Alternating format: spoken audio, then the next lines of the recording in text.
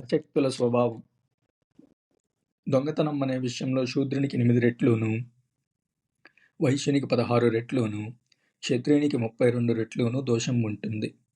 బ్రాహ్మణునికి 64 రెట్లు లేదా పూర్తిగా 100 రెట్లు లేదా 128 రెట్లు దోషం ఎక్కువైన కొద్దీ దండన ఎక్కువగా విధించాలి. రక్షిత వైశ్య క్షత్రియ స్త్రీలను విషయించిన బ్రాహ్మణునికి 1000 పణాల దండన విధించాలి. రక్షిత శూద్ర స్త్రీని విషయించిన క్షత్రియ వైశ్యులకు 1000 పణాల దండన విధించాలి. అరక్షిత క్షత్రియ వైశ్య శూద్ర స్త్రీలను విషయించిన బ్రాహ్మణుడు 500 పణాలను దండనగా చెల్లించాలి.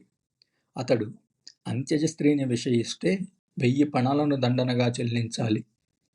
మనువు బ్రాహ్మణునికి ప్రసాదించిన స్థానానికి నేపథ్యాన్ని దృష్టిలో పెట్టుకుని ఈ అశక్తులను పరిశీలిస్తే ఈ అశక్తుల లక్ష్యం బ్రాహ్మణుడు బాధపడటానికి కల్పించినట్టుది కాదని స్పష్టమవుతుంది. ఇంకో విధంగా చూచినట్లయితే తాను ఉన్నత శిఖరంలో ఉంచిన బ్రాహ్మణుడు దాని నుండి పతనం పొందకుండా ఉండేటట్లు చేసి, బ్రాహ్మణేతరుల నుండి అవమానాన్ని చవిచూడకుండేటట్లు చేసి రక్షించడం మనువు లక్ష్యమని స్పష్టమవుతుంది. మనుస్మృతిలో ఉన్న ఇతర సదుపాయాలని బట్టి బ్రాహ్మణులకు దారిద్ర్యాన్ని, నిరాశ్రయాన్ని కల్పించటం మనువు లక్ష్యం కాదు. బ్రాహ్మణుడు దురవస్థలో ఉన్నప్పుడు అతడు అవలంబించవలసిన నడవడిని గురించి మనుస్మృతిలో ఉన్న నియమాలనే ఇక్కడ చూద్దాం.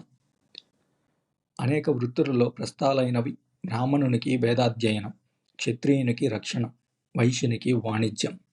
బ్రాహ్మణుడు తనకు సంబంధించిన యథోక్త స్వకర్మల చేత జీవించలేకపోతే తనకు దగ్గర జాతిది కాబట్టి క్షత్రియ కర్మ చేత జీవించాలి. బ్రాహ్మణుడు ఈ 2 వృత్తులలో జీవించలేకుంటే మరి ఏ విధంగా జీవించాలని ప్రశ్నిస్తే దానికి సమాధానం బ్రాహ్మణుడు వ్యవసాయం, గోరక్షణ వంటి వైశ్య వృత్తులను అవలంబించి జీవించాలి. హక్కుగా సంక్రమించిన వృత్తుల ద్వారా అభివృద్ధి చెందుతున్నప్పుడు మాత్రమే బ్రాహ్మణునిపై విధించిన అశక్తులు కొనసాగుతాయి. ఆపదలో ఉన్నప్పుడు, శక్తి సామర్థ్యాలు అదృశ్యమైనప్పుడు అతడు బ్రాహ్మణత్వం కోల్పోకుండా తనకిష్టమైన ఏ పనినైనా చేసుకోవటానికి స్వేచ్ఛ ఉంది. అంతేకాకుండా అతడు విపత్తుల్లో ఉన్నాడా లేదా అనే విషయాన్ని విచక్షణతో నిశ్చయించుకోవలసింది ఆ బ్రాహ్మణుడే. అంతరాత్మను సంతృప్తిపరుచుకుంటూ విపత్తుల్లో ఉన్నప్పుడు తన ఆదాయానికి అనుబంధంగా అందుబాటులో ఉన్న ఏ ఇతర వృత్తినైనా అవలంబించి తన ఆదాయాన్ని వృద్ధిపరుచుకుంటున్న సమృద్ధ బ్రాహ్మణుణ్ణి వారించే ప్రతిబంధకం ఏమీ లేదు. బ్రాహ్మణులకు భౌతికంగా లాభం కూర్చడానికి ఉద్దేశించిన ఇతర సదుపాయాలు మనుస్మృతిలో అనేకం ఉన్నాయి. అవి దక్షిణ, దానాలు. ధార్మిక కర్మకాండ జరపడానికి పిలిచినప్పుడు బ్రాహ్మణుడు విధిగా గ్రహించే రుసుం దక్షిణ. సంస్కార, ధార్మిక కర్మకాండలతో నిండి ఉంది. ప్రతి బ్రాహ్మణుడికి ఆదాయం ఎంత ఎక్కువో ఊహించటం కష్టసాధ్యం కాదు. అతనికి ఇవ్వవలసిన దక్షిణ నుండి బ్రాహ్మణుణ్ణి మోసగించడానికి అవకాశం ఏమీ లేదు. దక్షిణ వెనుక ఉన్న ధార్మిక స్పృహ వల్ల చెల్లింపు సక్రమంగా జరిగి తీరుతుంది. అయినా సరే తన రుసుమును వసూలు చేసుకునే హక్కును మనువు బ్రాహ్మణులకు ఇవ్వదలిచాడు. విశ్వాసంతో జితేంద్రియుడై ఇతర పుణ్యకర్మలను అతడు చేయాలి కానీ నిర్ణయించిన వాటికంటే తక్కువ దక్షిణలతో యజ్ఞాన్ని ఏ పరిస్థితుల్లోనూ ఇక్కడ చేయకూడదు. దక్షిణలను స్వల్ప మొత్తంలో ఇచ్చి చేసే యజ్ఞాల వల్ల పంచేంద్రియాలు, గౌరవం, స్వర్గసుఖం, దీర్ఘాయుష్యు, కీర్తి, సంతానం, పశు సంపద నాశనమవుతాయి కనుక తాహతులేని వారు శ్రౌతయజ్ఞం చేయకూడదు. తన దక్షిణను వసూలు చేసుకోవటానికి బ్రాహ్మణుడు అనుసరించే పద్ధతి కూడా చట్టపరిధిలో నేరం కాదని చెప్పేంత వరకు వెళ్ళాడు మనువు. దానవిధి బ్రాహ్మణులకు మంచి ఆదాయాన్నిచ్చే మార్గం. బ్రాహ్మణులకు దానాలు చేయమని మనువు రాజును ఆదేశిస్తాడు. రాజు బ్రాహ్మణులకు ఉదారంగా దక్షిణలు ఇచ్చేందుకు రకరకాల శ్రౌతయజ్ఞాలు చెయ్యాలి. తాను ఔన్నత్యం పొందేందుకు వారికి భోగభాగ్యాలు కల్పించాలి. వేదాలు చదివి గురుకులం నుండి తిరిగి వచ్చిన బ్రాహ్మణులను సత్కరించాలి.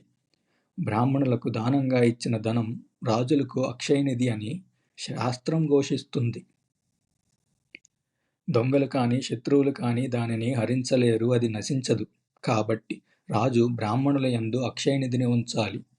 రాజు సకల రత్నాలను, కానుకలను యజ్ఞాల నిమిత్తం వేదాంగ పారాయణులైన బ్రాహ్మణులకు ఇవ్వాలి. మనువు రాజుకు చేసిన ఉద్బోధ బ్రాహ్మణానికి కేవలం ఆశగా మిగలలేదు.